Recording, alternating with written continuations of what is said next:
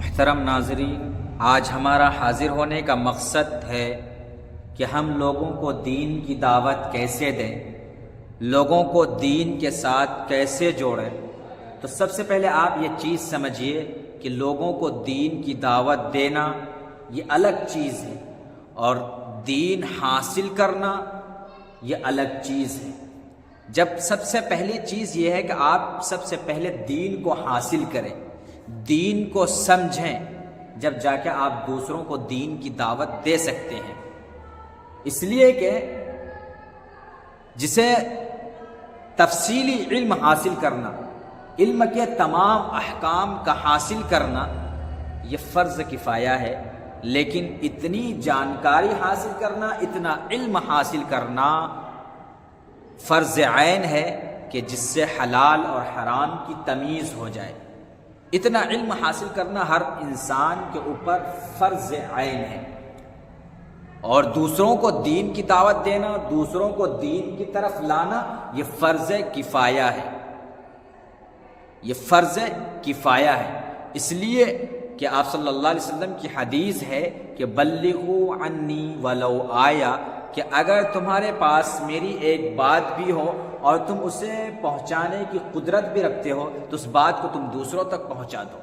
اور خود قرآن کریم کی ایک آیت ہے کہ وَلْتَكُمْ مِنْكُمْ أُمَّةٌ يَدْعُونَ إِلَى الْخَيْرِ، کہ تم میں سے ایک جماعت، ایک گروہ ایسا ہونا چاہیے جو لوگوں کو خیر کی طرف، بھلائی کی طرف بلائے۔ اور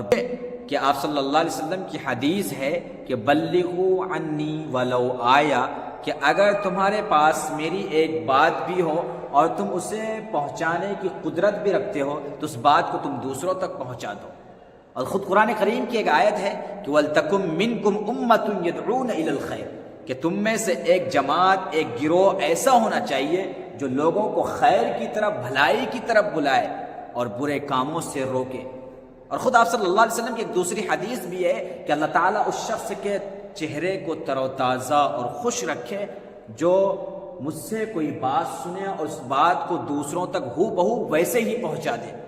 اتنی بڑی فضیلت ہے، اس لیے دوسروں تک دین پہنچانا یہ فرض کفایہ ہے، اور اتنا علم حاصل کرنا جس سے حلال اور حرام کی تمیز ہو جائے یہ فرض عین ہے۔ اس لیے ہم سب کو ضروری ہے کہ ہم سب سے پہلے علم حاصل کریں اتنا جس سے ہم حلال اور حرام کی تمیز کر سکیں۔